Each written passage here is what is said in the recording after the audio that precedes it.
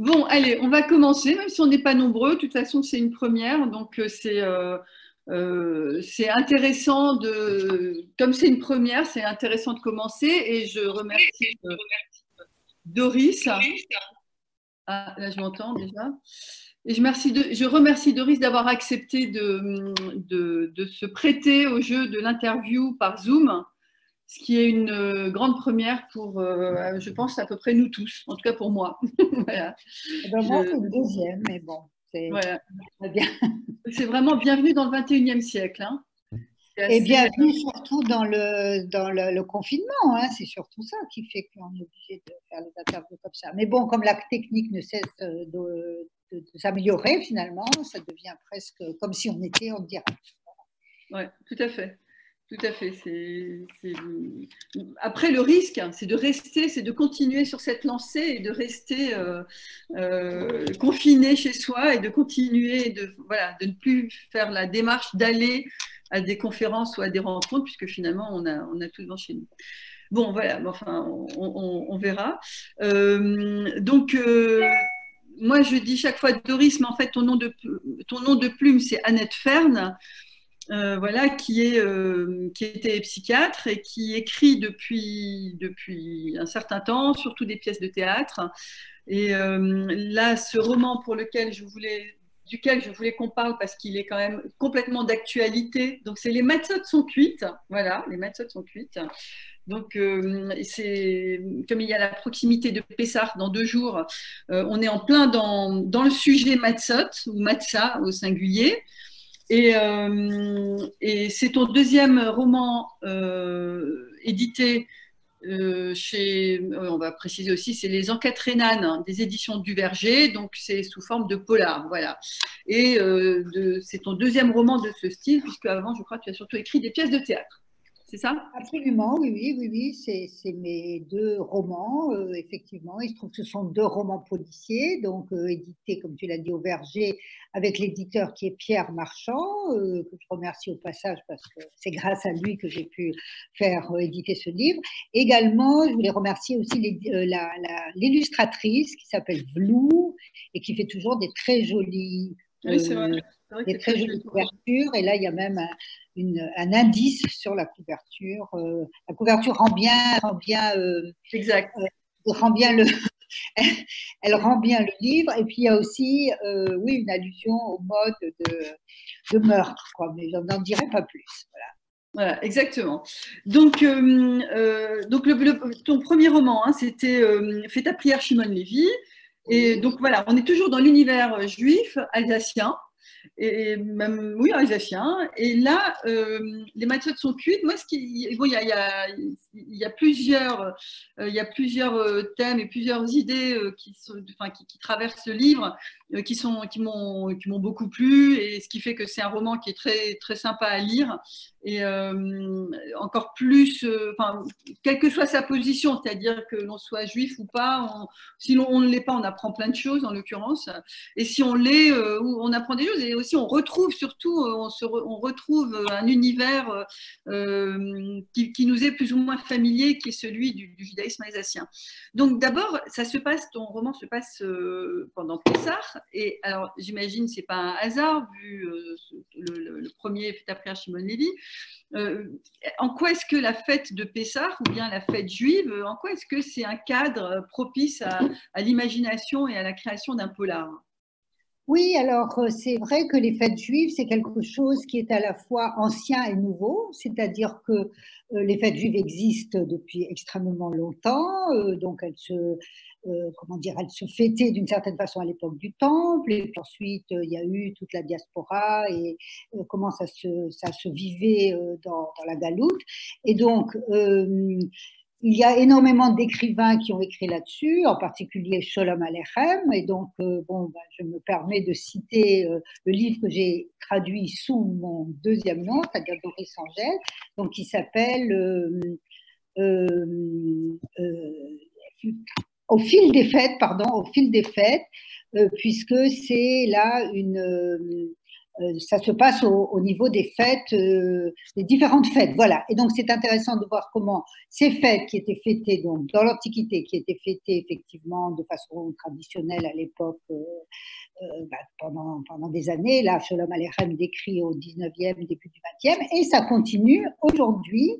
Voilà, et donc comment ces fêtes continuent à travers les siècles. Et donc, je trouve que c'est vraiment une bonne, un bon, oui, une bonne accroche. Et donc, le premier roman policier se passait pendant la fête, pendant les fêtes de début d'année juive, c'est-à-dire en particulier Yom Kippour, Sukkot, et maintenant nous sommes dans les fêtes, la deuxième fête la plus importante, à l'autre bout de l'année, la fête de printemps, la fête de Pessah. Alors, je ne te vois plus. Hein, Moi, je t'ai mis en vedette là. Donc, oui, tu es en grand écran. Moi, je suis en haut. D'accord. Non, moi, sur mon écran, je ne vois que moi. Je ne vois plus que moi. C'est pour ça que j'étais troublée à un moment là. J'ai un peu pas pris. Oui, c'est pas grave. Mais si tu. Bon, je continue alors. Moi. Oui, d'accord. Voilà. Alors, est-ce qu'il y a donc là, effectivement, donc ça se passe en Pessah. Est-ce qu'il y a une tradition du polar juif? Enfin, est-ce que tu t'es. Oui. Je me suis inspirée d'un polar juif. Alors d'ailleurs, je me dis que finalement, moi, je suis le fil des fêtes et le polar juif le plus connu d'un auteur américain qui s'appelle Kemalman, en fait, suit les jours. C'est intéressant puisque son premier livre commence le vendredi. Vendredi, on soupçonne le rabbin, puis il y a samedi, dimanche, etc. Donc, il a fait tous les jours. Et ensuite, quand il avait fini les jours, il a appris d'autres titres, puisqu'il y en a plus que 7. Voilà. Et donc, ce sont des romans qui se passent dans la communauté juive américaine avec un rabbin. Alors là, on suit l'itinéraire d'un rabbin qui est d'abord un jeune rabbin qui arrive dans une communauté assez libérale alors que lui est plus traditionnel et plus religieux. Il y a par exemple des scènes très marrantes où quelqu'un veut organiser un mariage et donc il dit bah, je vais faire appel à tel et tel traiteur et le rabbin lui dit mais c'est un traiteur qui n'est pas cachère. Alors l'autre dit bah, ça fait rien et le rabbin dit ah non si c'est comme ça je ne ferai pas la cérémonie, etc. Voilà des choses comme ça. Donc on voit bien le décalage entre la communauté et le rabbin. Et il est tout en question aussi de renvoyer ce rabbin, mais finalement on ne le renvoie pas. Pourquoi? Parce qu'en particulier il découvre en général l'auteur des meurtres, c'est des vrais romans policiers, donc il y a à chaque fois un assassinat, il y a à chaque fois une enquête, il y a à chaque fois une vraie histoire policière, et donc c'est toujours le rabbin qui trouve vendredi, le rabbin se met à table, hein, c'était toute cette collection. Voilà, c'est ça, il y en a toute une série, et donc ils sont vraiment très bien, très agréables à lire, ils décrivent la communauté. Et alors, on voit aussi ce rabbin vieillir. Donc, ensuite, il se marie. Ensuite, il a 2 enfants. On le suit un petit peu dans son histoire personnelle. Alors, toi aussi, excuse-moi, Doris, je t'interromps. Tu as un personnage qu'on retrouve et je pense qu'on le retrouvera encore dans tes prochains romans. J'espère qu'il y en aura d'autres, n'est-ce pas? Oui, absolument. C'est-à-dire, donc, j'ai créé, si on veut, un couple genre Sherlock Holmes et Watson, quoi. Voilà, donc c'est mon policier, le policier qui mène l'enquête, puisqu'il y a quand même chaque fois une vraie histoire avec un vrai meurtre. Donc, le policier qui mène l'enquête, qui s'appelle Jean-Pierre Schweitzer, n'est pas juif. Donc, c'est une façon pour moi, comme l'a dit mon éditeur Pierre Marchand, de créer un candide, c'est-à-dire un personnage une personne qui débarque dans un univers qu'il ne connaît pas et qui doit se faire expliquer les codes et qui fait d'ailleurs aussi des bêtises, comme on verra dans le roman. Et puis, il y a en face de lui Adrien Blum, le vice-président de la communauté, qui lui, bien sûr, est juif, qui connaît évidemment toutes les coutumes. Et entre eux va se créer une vraie amitié. Donc, ils vont commencer à se voir en dehors, évidemment, de l'enquête policière, à faire des activités ensemble. Et ça s'inspire vraiment de notre histoire, de mon histoire. Donc, nous avons des amis non-juifs, l'un est particulièrement proche. Et voilà, donc c'est à la fois la façon pour faire découvrir le judaïsme à quelqu'un qui ne le connaît pas et aussi pour montrer la situation en Alsace, en tout cas que moi je vis, c'est-à-dire avec un entourage non juif et des très bons amis non juifs. Nous avons aussi des amis juifs. Non, mais alors oui, il y a cette complicité qui parcourt le livre, effectivement, entre les deux personnages principaux, enfin, qui sont donc Adrien et Nadine, et le commissaire Schweitzer, qui est fait en fait de complicité, parce que là-dedans, tout le monde est alsacien, et en même Oui, temps, oui. voilà, donc c'est en même temps une connaissance et une méconnaissance, mais très bienveillante comme ça. Oui, c'est ça, c'est-à-dire la relation entre ces personnages. Donc, il y a aussi la femme de Jean-Pierre Schweitzer qui s'appelle Marie-Claude et qui, elle, est un petit peu le prototype, presque un peu exagéré, de la femme alsacienne qui est à la maison, qui fait la cuisine, qui fait d'excellents gâteaux. D'ailleurs, dans le premier roman, je trouvais qu'elle faisait vraiment trop ménagère à la maison. Et donc, dans le deuxième roman, je lui ai donné quand même un rôle un peu plus important, puisqu'elle est aussi infirmière. Donc, c'est elle qui a l'idée de la façon dont le personnage qui se fait tuer. Voilà, j'espère que je me fais comprendre. Voilà, j'ai essayé de donner un rôle un peu plus important à cette Marie-Claude, qui est une bonne ménagère alsacienne, c'est-à-dire que Ouais. pendant le premier roman, elle passe sa vie à faire des bredele de Noël, et après, je me suis dit qu'on pouvait quand même un peu aussi lui faire autre chose. Alors, il y a pas mal d'expressions judéo-alsaciens dedans. Il y a aussi beaucoup d'humour. Hein. On rigole à plusieurs reprises. Oui, vraiment, je veux vraiment lire, comment dire, écrire. Voilà, je veux écrire les romans que moi j'aime bien lire, quoi. C'est-à-dire que, bon, je compare ça de manière, comme on dirait en yiddish, le havdil, en marquant bien les différences, à ce que Proust explique sur la Madeleine. C'est-à-dire que, donc, c'est un jour où il est épuisé, il rentre à la maison et on lui donne du thé, on lui donne aussi une madeleine, donc un petit gâteau, et en mangeant ce gâteau, il éprouve une sensation extraordinaire, tous les souvenirs lui reviennent.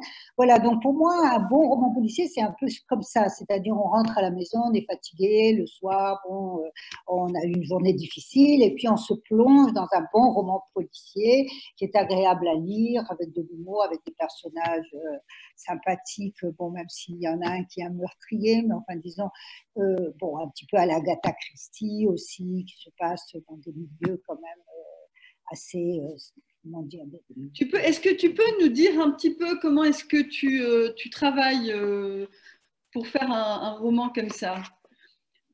bah, écoute, alors moi je dirais que d'abord j'écris, pardon, Il y a un canevas. j'écris un canevas. Non, alors j'écris d'abord ce que, pour employer une expression latine, hic et nunc, c'est-à-dire ici et maintenant.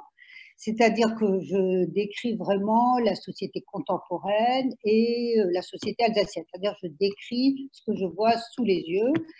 Pour moi, il n'est pas du tout question de faire des recherches historiques et de commencer à essayer de trouver un environnement autre, etc. Donc c'est vraiment, les personnages sont absolument inspirés aussi de personnes que j'ai autour de moi. C'est pas des romans à clé, hein, c'est-à-dire bon, les gens essaient de trouver qui est qui, mais non, c'est pas comme ça, c'est vraiment des espèces de prototypes plutôt. Et d'ailleurs, à propos de Kemalman, donc cet auteur dont je peux parler longuement, je l'aime tellement que j'ai donné donc dans mon premier roman le nom de Kemalman à mon grand rabbin. Quoi. Voilà, ce qui est aussi un nom qui sonne un peu alsacien, enfin qui va très bien en Alsace. Quoi. Voilà, donc, alors comment je construis? Eh bien, bon, après l'histoire, oui, je sais pas, j'ai lu énormément de romans policiers. Si je devais faire la liste, ça serait interminable. Donc, je m'inspire de choses que j'ai lues moi-même, ou voilà, que j'imagine. Et après, bah oui, j'ai écrit plutôt, je dirais, au fil de la plume. Donc ça, c'est l'avantage des ordinateurs, c'est-à-dire qu'on peut écrire un chapitre, on peut le changer, on peut le déplacer, on peut faire bon, vraiment jouer avec cela. Alors, c'est vrai que même pour un roman tout à fait actuel, il faut quand même garder la cohérence, il faut garder la chronologie, il faut savoir quand les personnages sont nés, quel âge ils ont, est-ce que c'est possible qu'ils aient des enfants de tel ou tel âge, etc. Oui, Ça demande bien quand même une sûr. certaine Mais, gymnastique. Voilà. regarde, mais c'est pour un polar, c'est-à-dire quand tu écris, alors, au fur et à mesure l'histoire se déroule, mais il faut quand même avoir l'intrigue, pas seulement l'intrigue, mais comment ça va se terminer, tu vois. Oui, Parce que c'est particulier quand même un polar. oui, bien sûr. Alors oui, je sais comment ça va se terminer. Bon, maintenant, j'estime que mes romans ne sont pas des, comment dire, c'est pas sont pas extrêmement très bien construits au niveau de l'intrigue, quoi. C'est-à-dire, Oui, bon, dans le premier, on peut dire que le, comment dire, le personnage, enfin le meurtrier, il tombe un peu du ciel, quoi. C'est-à-dire qu'il apparaît tout à fait à la fin de l'histoire et vraiment par un artifice complètement improbable, voilà, je dirais. Et donc, d'ailleurs, on me l'a reproché, puisque dans les romans policiers classiques, le meurtrier est présent dès le début. Et donc, c'est au lecteur, et puis évidemment au policier, de trouver qui est le coupable.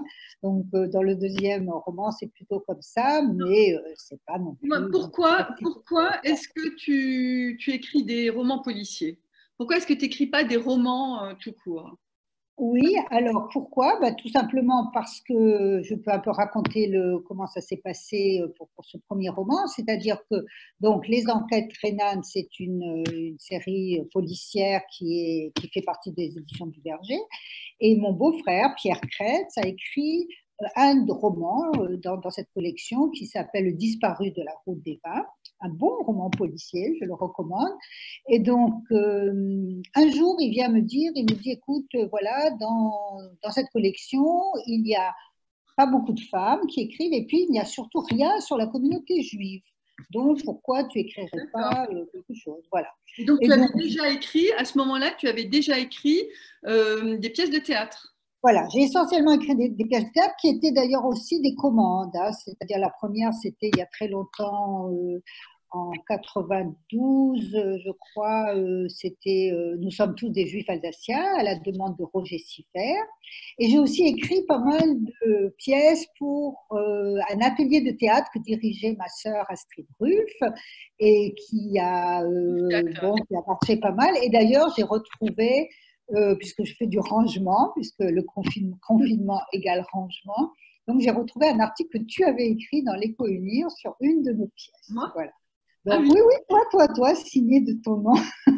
Mais maintenant, je ne sais plus sur quelle pièce, il faudrait que je le retrouve. Mais voilà, donc on a fait pendant des années des pièces de théâtre et donc bah, je me suis habituée à écrire et puis aussi en m'adaptant au nombre de personnes que Astrid avait dans son atelier. Et c'est pour ça aussi que je crois que je suis beaucoup plus à l'aise pour écrire des dialogues. Je ne sais pas si tu as remarqué, Oui, mais mes romans sont pleins de dialogues. J'ai par contre beaucoup de mal à décrire les personnages, à oui, à dire comment ils sont habillés, comment ils sont, de quoi ils ont l'air, quoi. Puisque, évidemment, au théâtre, quand la personne arrive, bah, elle est comme elle est, et puis on la fait parler, on n'a pas besoin de la décrire. Alors, c'est un petit peu un défaut que j'ai dans les romans, je vais essayer de remédier au prochain.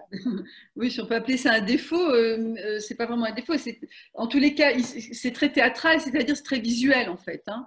Effectivement, Oui, alors tu vois, tu dis c'est visuel, c'est-à-dire que toi, tu arrives à te représenter les personnages, ouais. surtout par la façon dont ils parlent, quoi. Alors que, bon, bon, voilà, des personnes qui ont lu le roman m'ont dit, mais il faut que tu les décrives pour que le lecteur arrive à se représenter. Voilà. Donc, c'est ça. Bon, alors maintenant, je fais un peu des efforts pour décrire les personnages, décrire aussi les locaux, voilà, c'est quelque chose qui ne m'est pas naturel. Alors que les dialogues, vraiment, je les entends presque quand je fais parler mes personnages. J'essaye vraiment de les faire parler comme ils parlent. D'ailleurs, c'est pour ça qu'on m'a reproché de mettre trop d'Alsaciens aussi, Deux. puisque de mettre trop d'Alsaciens. Parce que Marie-Claude et Jean-Pierre Schweitzer, donc ils sont alsaciens, des vrais Alsaciens, si je puis dire, qui parlent alsacien, alors que, bon, Adrien Blum et sa femme, Nadine, ne parlent pas alsacien. Mais Schweitzer et sa femme parlent alsacien, et donc j'ai mis parfois des dialogues entiers en alsacien, et je fais comprendre un peu plus loin de quoi il s'agit. Et des gens m'ont dit, mais non, on ne comprend pas, c'est difficile. Alors que, bon, j'ai vraiment essayé de rendre la façon dont les Alsaciens parlent. Je ne sais pas si tu es dans un café ou quelque part, tu écoutes à la table à côté, il y a des alsacien, eh bien, il mélange vraiment l'alsacien et le français, une phrase en alsacien, une phrase en français. C'est ce que j'ai essayé de rendre. Tout à fait, tout à fait. Et bon, et comme dit, c'est très sympa à lire. Et ce que je voulais te demander aussi, c'est d'abord, non, je suis juste assez contente parce que vous êtes 10, on est 10 à être connectés. Eh bien, bonjour à tout le monde. Moi, je ne vois personne et je ne te vois plus non plus, mais bon, je dis bonjour à tout le monde. Regarde, on va faire comme ça, mais en tous les cas, c'est bien. Voilà. Est-ce que comme Voilà, tu réapparais, c'est plus agréable pour moi de t'avoir. bon, on change un peu. Un mur, comme on dit. Hein? Je ne sais pas si tu connais la blague sur le mur des lamentations. Non, Pourquoi est-ce qu'avant le mariage, on amène une jeune fille, une jeune mariée, une prochaine jeune mariée, devant le mur des lamentations pour qu'elle s'habitue à parler à un mur? Voilà. Donc là, je parlais à un écran noir, ce qui n'était pas très agréable. très bon. Elle est vraiment, je l'aime bien. Je demanderais bien de raconter d'autres blagues qui sont dans le livre. J'aurais dû en sélectionner. Ah, écoute, ça ne me revient pas comme Parce ça. qu'il y, Là, y a pas mal de blagues juives et tout. Oui, c'est ça, c'est-à-dire que bon, il y a comment dire, il y a le gag classique du mari qui veut absolument raconter une blague que sa femme a déjà entendue 1000 fois et donc elle fuit à la cuisine. Ça, c'est ce que je fais moi, mais voilà, donc oui, maintenant ça me vient pas. J'essaye d'inclure des blagues, mais je vais pas t'embêter avec ça. Alors, sinon, encore, tu disais par rapport, oui, quand on parlait d'inspiration, je veux dire, le judaïsme alsacien, avec sa spécificité, sa manière d'être, enfin, bon, voilà, avec ses caractéristiques, enfin, les juifs alsaciens, en fait, c'est eux qui sont les vrais personnages. Hein. C'est pas seulement la culture, c'est les personnages, c'est. En fait, j'allais dire, c'est nous, quoi, c'est les juifs alsaciens. Mais, oui, les juifs alsaciens, les juifs qui vivent en Alsace, qui ne sont pas tous originaires absolument d'Alsace. Hein. Évidemment, il y a des juifs qui viennent d'Europe de l'Est, il y a des juifs qui viennent aussi des juifs séfarades, hein, bien sûr. Et bon, ce qui est la spécificité du judaïsme alsacien, c'est aussi le fait qu'il y a ce judaïsme des campagnes hein, qui a maintenant disparu quasiment. Hein, donc, nous avons une maison de campagne et nous sommes vraiment les derniers juifs de ce village, alors qu'il y avait une période où c'était plus de la moitié de la population était juive. Et donc, ce judaïsme des campagnes a laissé des cimetières, des synagogues, et donc, et en ce moment, c'est quand même plus ou moins, ça revient à la mode, et donc il y a toute la notion de patrimoine. Et donc, dans chacun de mes romans, j'ai essayé d'introduire justement ce patrimoine. Donc, ils se déplacent, mes deux héros vont visiter effectivement des lieux juifs.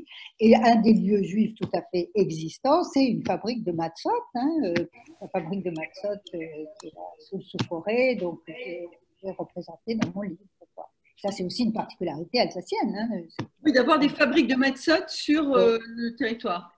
Oui, bien sûr. Pas une, deux. Il y en avait deux, mais je crois qu'il y en a une qui a plus ou moins fermé, ou je ne sais pas. Enfin, bon. Il n'y en a plus qu'une. Hein. Quand j'ai écrit le livre, il y en avait deux. Oui, Laurent. Il n'y en a plus qu'une. Hein. Il n'y en a plus qu'une. Hein. Vaslen a fermé. Oui, c'est ça. Voilà, mais quand j'ai écrit le roman, il y en avait encore deux. Quand j'ai commencé, en tout cas. C'est tout frais. Hein. Ouais. Pardon ? Mais même ça date de l'année dernière, hein, c'est pas vieux. C'est ça. Mais même le modèle familial est très alsacien, c'est-à-dire la famille. Enfin bon, vous remarquez, ça c'est dans le monde des entrepreneurs. C'est une affaire de famille. En fait, une famille, c'est une affaire de famille, mais totalement, puisque une famille qui fabrique des matzot. Comment dire, il y a quelque chose de doublement familial dans la manière de travailler et d'être, si tu vois ce que je veux dire. Oui, c'est ça. Alors comment dire, le héros, enfin malheureux, puisque c'est lui qui va se faire assassiner, est vraiment un chef de famille très traditionnel, voilà, qui dirige sa fabrique de main de maître, qui est aussi, qui dirige aussi sa famille comme cela, quoi. Bon, qui n'est pas un personnage, je le dis vraiment, c'est pas un personnage réel, c'est un personnage que j'ai inventé. Voilà, donc Oui, c'est important de le dire puisqu'il y a la même chose dans la réalité.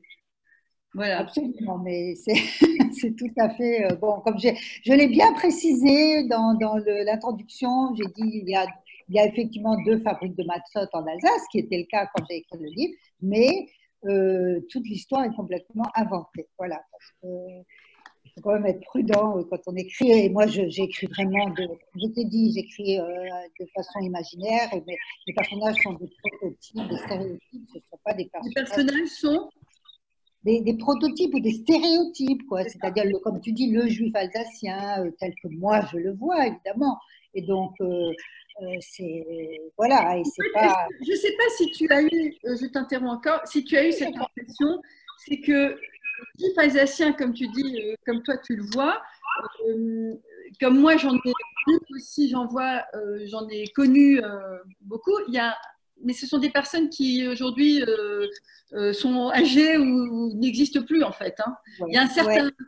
il y a le vrai personnage, le vrai juif alsacien qui en général a passé une partie de sa vie à la campagne, dans les petites communautés de la campagne, et voilà, qui l'ont façonné, qui ont façonné son identité, sa manière d'être, qui fait qu'il parle l'alsacien, qu'il a en fait voilà, et le judéo-alsacien évidemment. Ce personnage-là, il est enfin, malheureusement, il est, je ne vais pas dire en voie d'extinction, mais c'est un peu ça, quoi. Oui, donc ça prend vite un côté un petit peu historique, voilà, de décrire effectivement un mode de vie et un mode de personnage qui est peut-être plus ou moins en train de disparaître, quoi. Mais bon, après, il y a les enfants, les petits-enfants, enfin voilà, tout ça continue peut-être sur un autre mode, mais ça continue, quoi. Voilà. C'est Ouais, vrai que les juifs des campagnes ont totalement disparu, ça c'est sûr. alors, le prochain livre. Le prochain, et puisque donc avant c'était Fais ta prière Shimon Lévi, donc c'était les fêtes de Tishri, c'était Rosh Hashanah. Là on est dans Pessah. Oui. Tu vas Alors, continuer. oui, alors je continue ou je reviens en arrière, on peut dire, puisque j'ai l'idée de faire le prochain roman policier autour de Pourim. Alors surtout de ce qu'on appelle le Purim Spiel, c'est-à-dire la pièce de Purim. Donc, alors ça c'est aussi une tradition ancienne, évidemment juive, c'est-à-dire que à Purim, eh ben, on se déguise et depuis longtemps on fait des pièces de théâtre, donc qui étaient d'abord évidemment faites par des comédiens amateurs, d'ailleurs que des hommes, dont certains se déguisaient en femmes. Et donc, il y a aussi un Purim Spiel un peu amusant qui a été écrit par un auteur qui s'appelle Itzik Manger en yiddish, qui a été traduit par Bernard Weisbrot et que nous avions d'ailleurs joué. C'est la première pièce qu'on a jouée avec Raphaël Goldwasser à Strasbourg. Et donc, et moi-même, j'ai écrit un Purim Spiel qui s'appelle Esther 97, que j'ai aussi retrouvé en rangeant mes papiers. Et puis, voilà, donc c'est l'idée aussi de continuer cette tradition, à la fois les fêtes et à la fois cette tradition de pièces de théâtre. Donc, c'est une intrigue qui se passe pendant les répétitions d'un Purim Spiel. Voilà. Et alors, je ne peux pas m'empêcher, est-ce que ce qu'on vit actuellement est source d'inspiration pour toi? Et peut l'être, puisque en plus Purim cette année a eu un rôle malheureusement particulier dans la communauté juive. Hein. Oui, exactement. Alors, a eu des conséquences. Oui, alors j'ai évidemment commencé à écrire bien avant, hein, c'est-à-dire que, bon, disons, l'idée pour moi de terminer un roman, c'est qu'il faut tout de suite reprendre, en écrire un autre, hein, c'est-à-dire je n'ai pas envie que ça se termine et puis qu'on dise bon, c'est fini. Donc j'avais tout de suite commencé à écrire ce texte autour de Purim. Et puis là-dessus est arrivé effectivement ce triste Purim de cette année. Donc je suis en train de réfléchir à la façon d'intégrer ce qui se passe actuellement Parce que bon, on peut pas faire comme si ça n'avait pas eu lieu. Et en même temps, bon, est-ce qu'il faut l'intégrer dans l'intrigue? Non, je pense pas. Enfin, bon, bah, c'est un petit peu un problème. Ça m'a un peu bloqué là, puisque je m'étais dit que j'allais l'écrire. Et puis, quand le confinement s'est déclenché, je m'étais dit que j'allais en profiter, si je puis dire, pour écrire ça. Et puis après, finalement, bon, je sais pas trop, parce que c'est quand même triste ce qui se passe en ce moment. Donc, Ouais. on peut pas faire comme si de rien n'était. Bon, ben, c'est ça le rôle aussi d'écrivain, de rebondir sur les événements, d'essayer d'en faire quelque chose qui soit toujours l'idée, toujours agréable à lire et humoristique et sympa. Quoi, voilà. C'est ça mon but dans mes livres. Donc, ton but dans les livres, c'est j'ai pas bien compris. Mon but, c'est de fournir au lecteur une lecture à la fois agréable, qui le détend, mais qui peut être aussi un peu didactique, qui lui apprend des choses. Puisqu'effectivement, un des avantages de mes livres, c'est que les Juifs, bon, ça les amuse beaucoup, ils disent on retrouve ce que nous on a vécu. Bon, j'ai une copine qui m'a dit ah oui, les Sédarim, alors il y a celui qui peut faire tout mot par mot, il y a celui que ça ennuie, il y a celui qui a faim, il y a les enfants qui s'agitent, etc. Bon, je montre dans mon livre, puisque mon livre commence par un Seder. Et puis les non-juifs, ça les intéresse aussi beaucoup. Ils disent ah ben maintenant on a compris pourquoi vous faites ça, etc. Pour la construction des cabanes à Soukot, pourquoi vous construisez des cabanes, ben maintenant on a compris pourquoi. Voilà, donc c'est ça l'idée, c'est d'offrir une lecture agréable, facile, humoristique, et en même temps d'apprendre des choses. Écoute, merci beaucoup. Alors, on va essayer, s'il y a quelqu'un qui veut intervenir, vous avez vos micros ouverts, hein, donc vous pouvez parler. Il y a des questions. Il y a des questions. Des remarques, n'importe. Alors, c'est qui ça? Bon. Je sais pas, je n'arrive pas à voir d'où ça vient. On n'entend pas bien. Des drôles de bruit. Bon, ok, écoute, c'était super intéressant.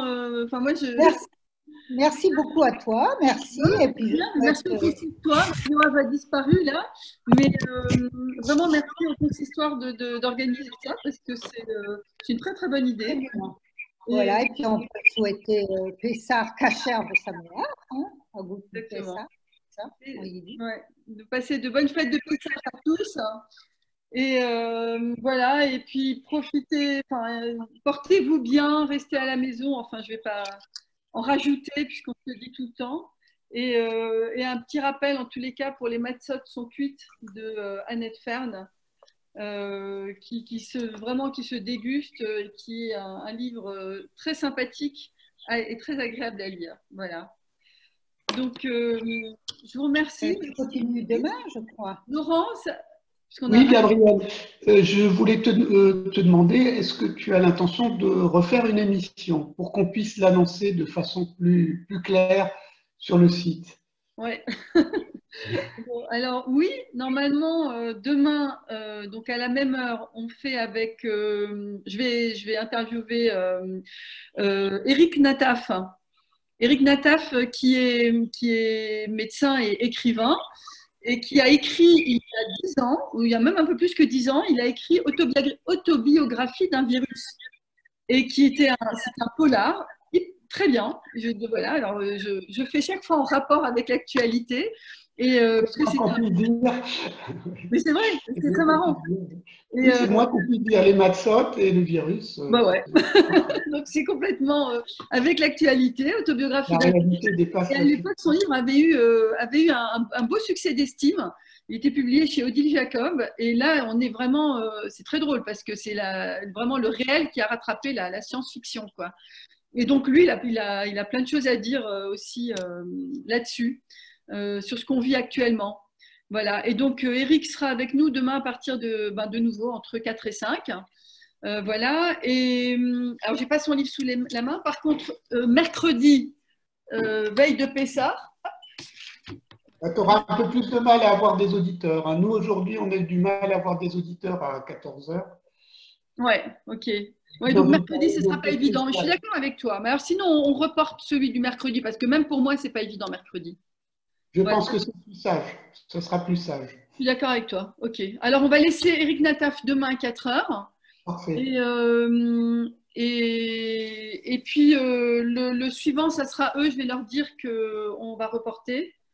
Ilan Lev et Michel Borzikowski, qui sont les auteurs de Objets transmissionnels, liens familiaux à la Shoah, qui est un livre très intéressant sur les objets que chacun d'entre nous, en tout cas sur les objets que des personnes ont gardés et qui symbolisent symbolisent la transmission de la Shoah. Voilà, c'est un livre un peu psychanalytique comme ça, qui est hyper intéressant sur les objets transmissionnels. Voilà. Donc voilà, il y a déjà ces deux-là. Parfait. Ben, écoute, en tout cas, ouais. Mais alors, comment dire, on maintient que mercredi, on laisse tomber pour mercredi, on reprendra lundi prochain alors. Si tu veux bien. Hein, Laurent? Ouais, ok. Très bien. J'en fais part à la programmation pour qu'elle puisse communiquer en fonction de ça. Ouais, ok, super. Et moi, je communiquerai aussi en ce sens alors. Je te remercie. Très bien. D'accord. En tout cas, merci beaucoup, Doris. Merci pour ton dévouement. Merci. Allez, on va arrêter. Hein. Merci, Gabrielle. Merci, Isabelle. Bravo. Hein. J'ai enfin trouvé le micro. Donc, ma copine Isabelle.